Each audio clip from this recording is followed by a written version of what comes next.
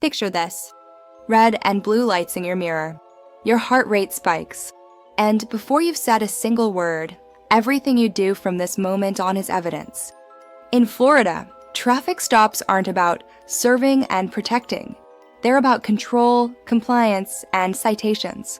Today, we're walking through exactly what you must do, what you don't have to do, and how police will try to turn a simple traffic stop into a fishing expedition. In Florida, during a lawful traffic stop, you are required to provide 3 things: driver's license, vehicle registration, proof of insurance. That's it. You do not have to answer questions about where you're going, where you're coming from, what you're doing, whether you've had anything to drink, or if there's anything illegal in the car.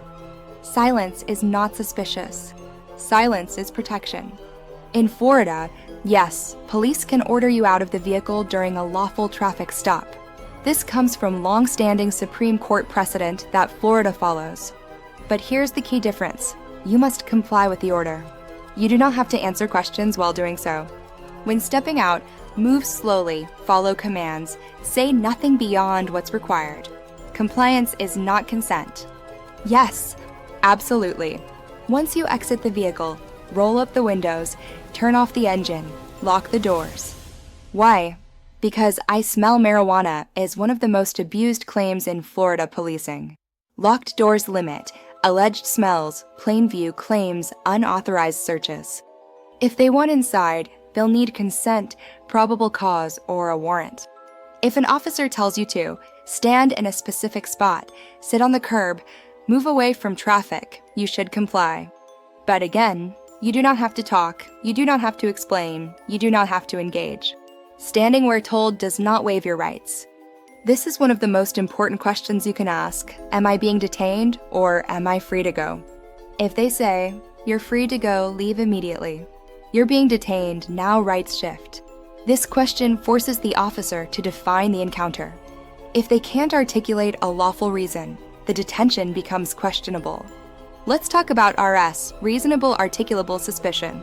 R.A.S is a specific, observable reason, based on facts, not feelings, required to detain or prolong a stop.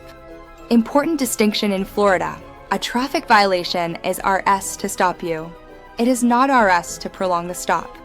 Once the reason for the stop is resolved, ticket written, warning issued, the stop must end unless new R.A.S exists.